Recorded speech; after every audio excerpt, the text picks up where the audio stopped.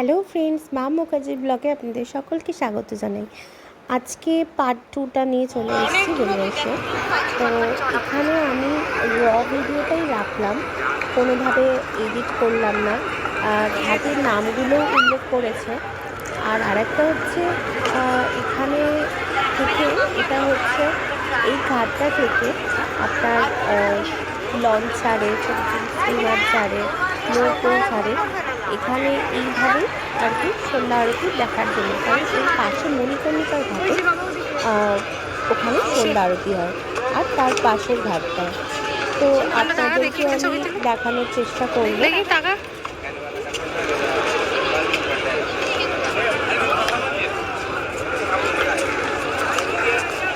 সত্যি কথা বলতে এই গঙ্গার অবস্থানটা যা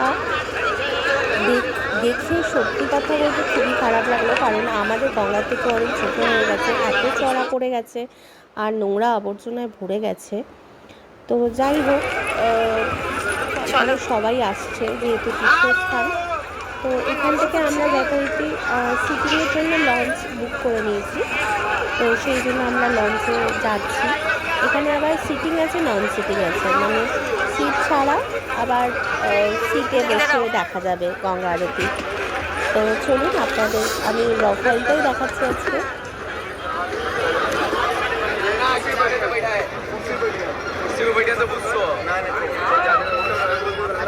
400 টাকা, 500 টাকা, 600 টাকা, 1200 টাকা, 1500 টাকা অবধি টিকিট আছে এখানকার লঞ্চগুলোতে। 400 টাকা হচ্ছে নন সিটিং। আমরা যেখান থেকে উঠেছি সেটা হচ্ছে বিজয়নগর ঘাট। এটা বিজয়নগর ঘাট। ওই যে তুমি যে ঘাটটা বলছো, ওই যে ওখানে জায়গা। হ্যাঁ, আমি দেখেছি।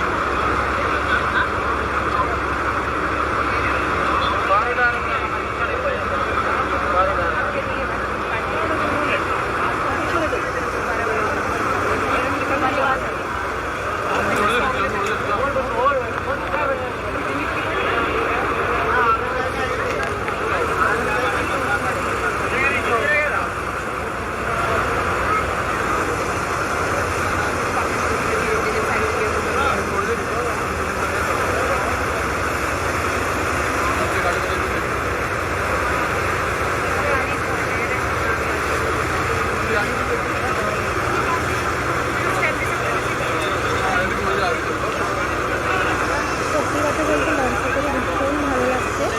আর এখানে প্রচুর ভিড়, ওই যে দূরে ওইখানেই নিয়ে যাবে রানা প্রতাপ ঘাট আছে।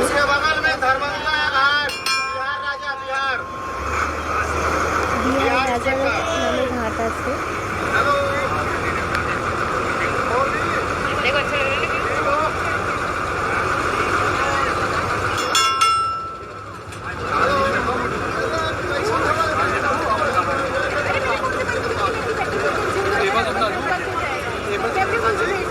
এখানে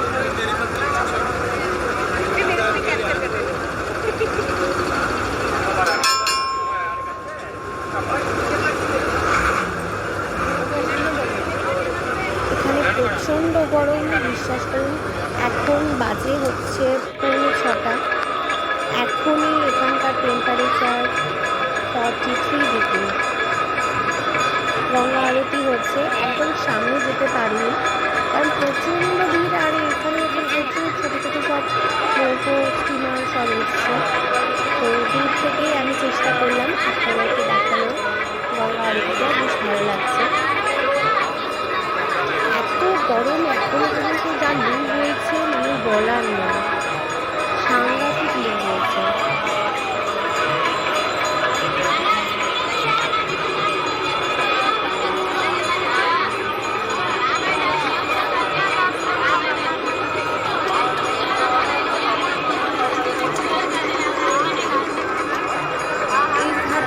বিহার রাজ্যের রাজার নামে ঘাট। এখানে গঙ্গা আরতি হচ্ছে আর এর পাশে গঙ্গা আরতি হচ্ছে।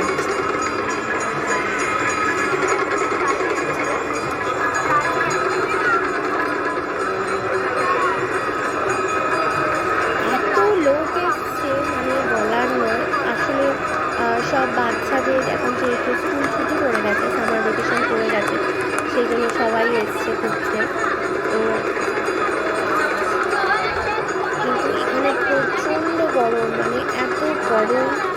কোথায় গঙ্গা মুখে হাওয়া দেবে, ঠান্ডা থাকবে, কিন্তু না, এখন স্টিল নাও টেম্পারেচার হয়ে গেছে 42-43-তে দাঁড়িয়ে আছে।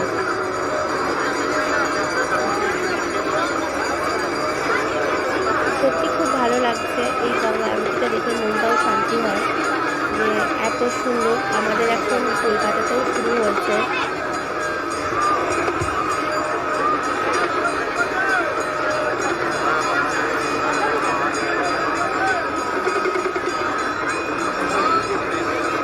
খুব সুন্দর লাগে, কিন্তু আমার একদম সামনে থেকে দেখার সৌভাগ্যটা হয়নি। আমি সামনে থেকেই দেখেছি, একদম সামনে থেকে যাওয়া হয়নি, কারণ এই সামনেতেই সব স্টিমার লঞ্চ নৌকোগুলো রয়েছে। তো অনেকেই আবার এই নৌকো পেরিয়ে পেরিয়ে যাচ্ছে।